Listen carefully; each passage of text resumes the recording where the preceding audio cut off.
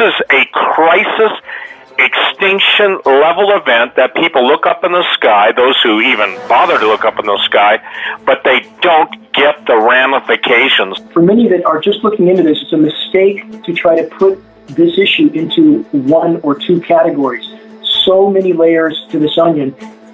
The entire Earth's weather systems have been completely derailed, modified, engineered, messed with, messed up, screwed up, and at this point there is no normal weather. For those who don't take this seriously, they will soon. We have ecosystems collapsing around the globe right now.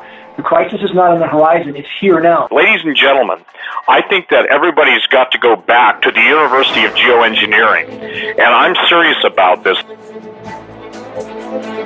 The whole condensation trail narrative is a complete lie. These are sprayed particulate trails, not condensation, almost without exception.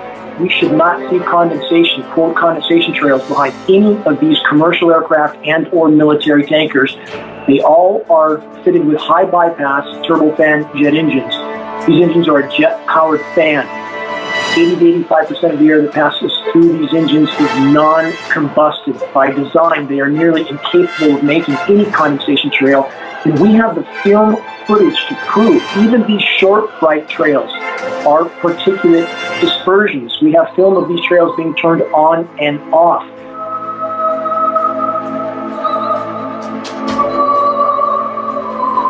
We have film footage of military tankers, KC-10s, KC-135s, C-17 Globemasters. We have up-close photographs of these nozzles on commercial aircraft, retrofitted nozzles mounted on the pylons directly behind the jet engines in line with the engine exhaust so that it looks like, quote, condensation trail. And this is in line with Project Cloverleaf, which is the use of commercial carriers for these programs. When you have film footage of the crime happening, that's the end of the argument. People have got to get it. This is their life. This is not a scientific treatise on, arguing the points of geoengineering. It's gone on. It's going on. You can read all the patents. The patents are more dire than the events that people really even begin to grasp. I want to give everyone a feel for this. In 1951, do you think Dane is on a wild goose chase? Listen to this patent, okay? It's U.S. patent number 2550324A. And this is fascinating because a patent is process for controlling weather.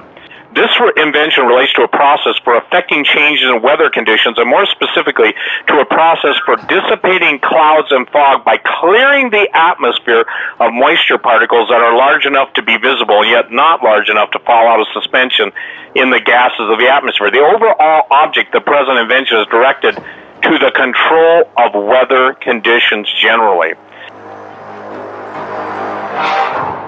Depending on the application of the climate engineers, we might see different metals.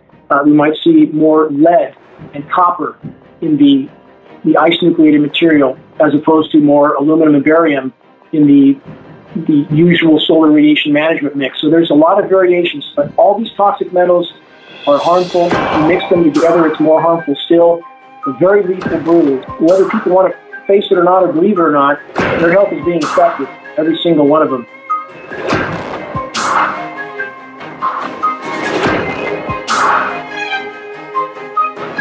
When you use the term geoengineering, we're dealing with weather warfare, and it is the most widely used covert weapon of the power structure.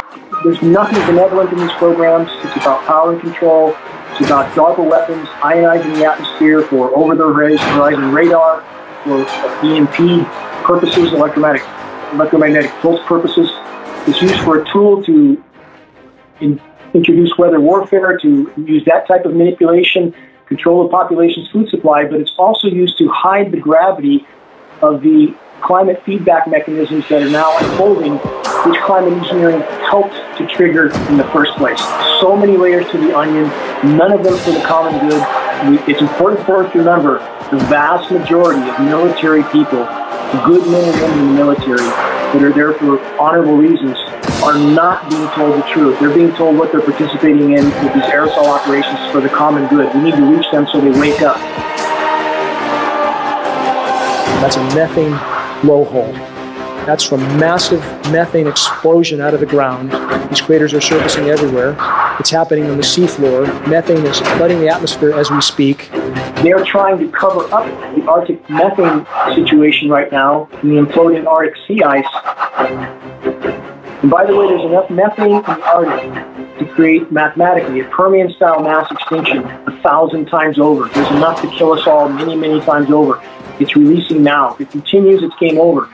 Now, let's address, too, the ozone layer. The ozone layer is being torn apart by climate engineering, and it's tattered. When you put particulates in the atmosphere, it doesn't matter whether those particulates come from the back of an aircraft or from a volcano. Particulates in the atmosphere damage ozone, period. The more they have tampered with the system, the greater the damage that's been done, and thus the more damage they do, the more they justify spraying to try to provide a shield, if you will, for the damage already done. We're measuring UV on the ground. I have expensive UV meters.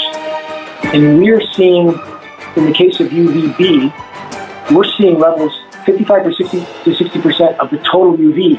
We're told it should be no more than 5%.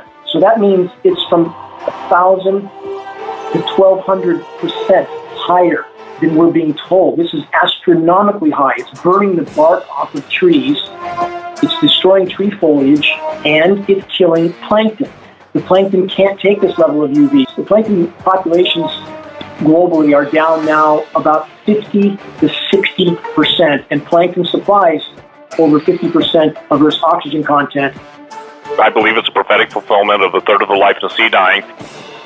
In the last 40 years alone, statistically, human populations have doubled. Global wildlife populations have declined by nearly 60%. We're losing 200 to 300 species of plant, animal, and insect every single day. We're in the 6th great mass extinction right now, today. The species extinction rate is 10 to 15,000 times background rates. Statistically, that's a virtual free fall. If we stay on this course, near-term human extinction is a mathematical certainty. And I mean near-term to a degree that few are yet willing to comprehend. In order to overcome normalcy bias, emotional shutdown, scientific jargonism, the lies flying out of the what I call paid whore scientific community, all of those things can only be overcome if a person really wants to seek the truth. People are finally, thankfully, beginning to understand the gravity of having Earth's life support systems completely derailed from top to bottom. We are really most effective in this battle by using the science terms so that when people who are unfamiliar with this issue go to search online, they come to hard science. If we stick to solar radiation management, stratospheric aerosol geoengineering, climate engineering is a great term that people can understand, that's very clear. Climate engineering programs are contaminating every breath we take and the entire web of life. Every breath we take.